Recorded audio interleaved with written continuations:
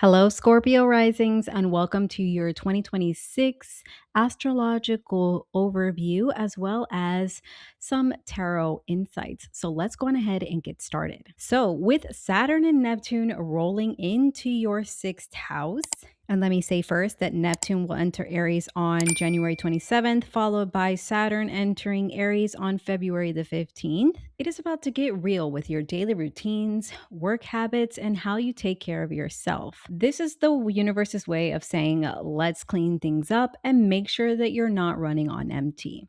It is a great time to build better boundaries at work, let go of things that have been burning you out, and swap it for more healthier habits. Even adding just a little meditation or downtime can really do wonders here. However, you want to meditate, it doesn't have to be sitting down and breathing and having your eyes closed. There's many different ways to meditate, but just be honest with yourself about what you can and can't handle. And don't be afraid to ask for help if you need it. And as I have promised, I do have our spiritual insight. So these cards are specifically tied into Neptune and Aries transiting that sixth house. And what we have here is the Queen of Cups reversed, the Four of Cups, and the Nine of Swords reversed. So the Queen of Cups reversed here is showing that emotional boundaries around your work and your daily life might feel off. You could be pouring your energy into others or into tasks that are leaving you feeling drained. And Spirit is really asking you to notice where specifically is that happening.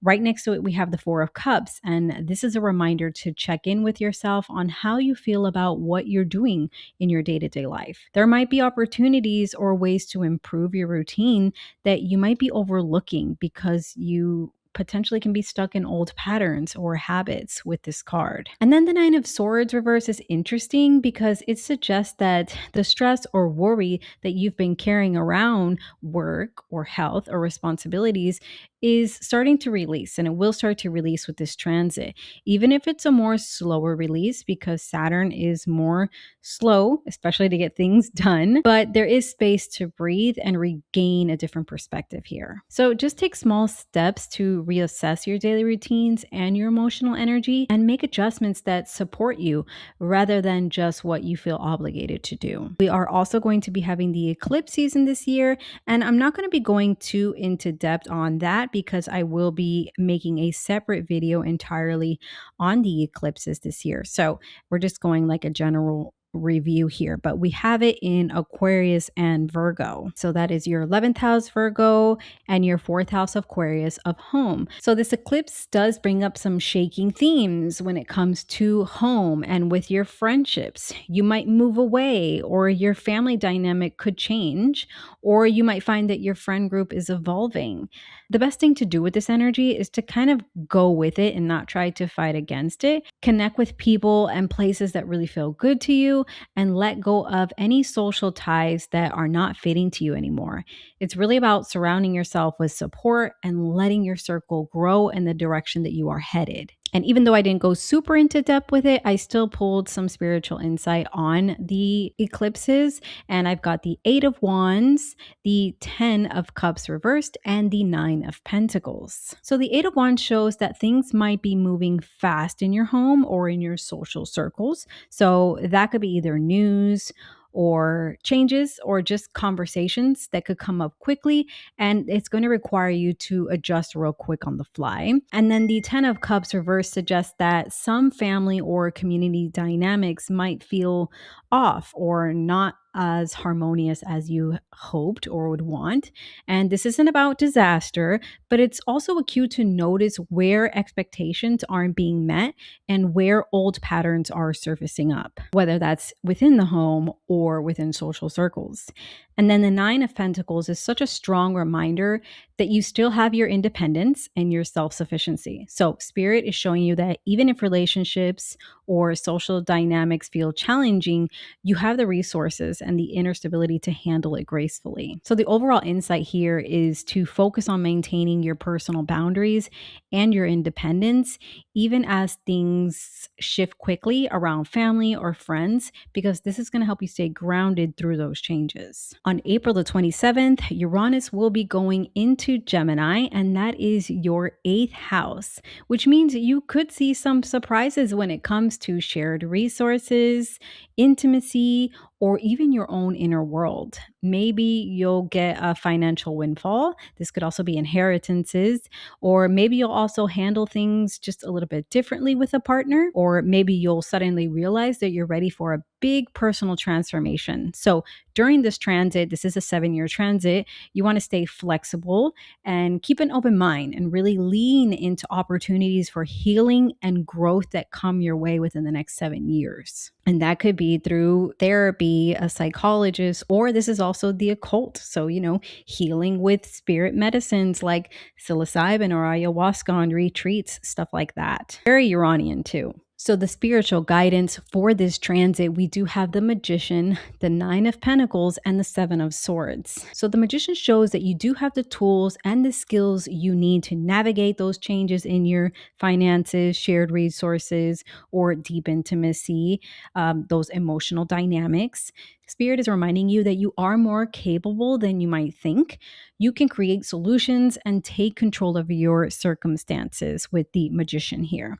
The Nine of Pentacles emphasizes the independence and the self-sufficiency. Even though shared resources and partnerships are highlighted, this card is a reminder that you can handle things on your own if need be, and that you don't have to rely entirely on others for security or stability. Not with this card. And then we have the Seven of Swords, which brings a cautionary little note here. So keep an eye out for situations that can feel sneaky or unfair or deceptive. That ties in with the eighth house, whether that is through money matters, shared money matters, even in those emotional dynamics too. So this isn't about paranoia, but it's about being aware and thoughtful about where you are investing your energy. So really use your skills and your intuition to navigate any surprises or sudden shifts in shared resources. Make sure that you stay independent and discerning on how you'll handle transformations with confidence moving forward. On June 30th, Jupiter will leave the sign of Cancer and it will enter into the sign of Leo.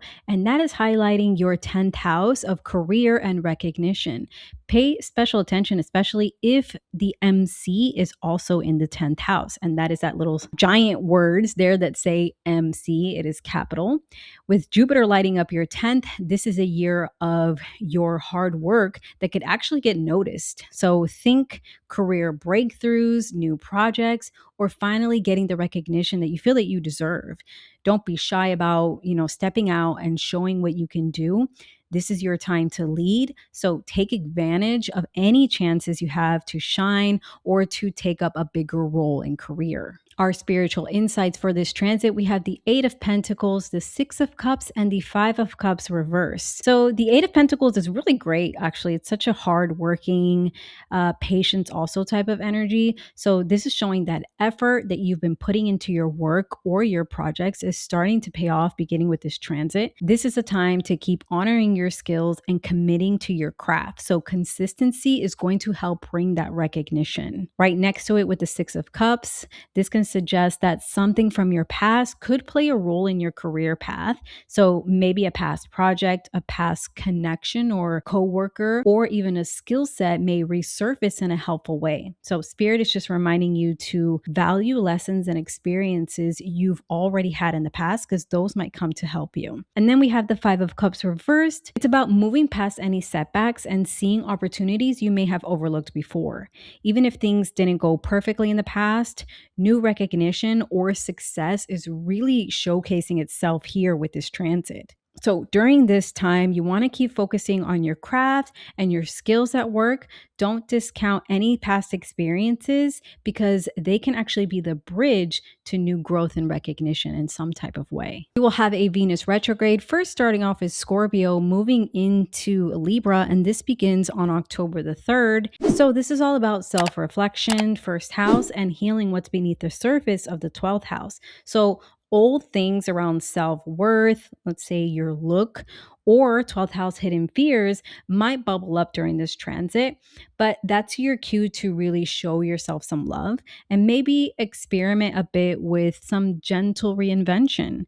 You can use this time to journal if that's something that you're into, or for therapy or spiritual practices, depending on what you're into. And if you're tempted to make a big style change with your personal appearance, maybe just wait until Venus goes direct again, which Venus will station direct on November the 14th. So I would wait until then. 2026 is a year of transformation for you, Scorpio risings.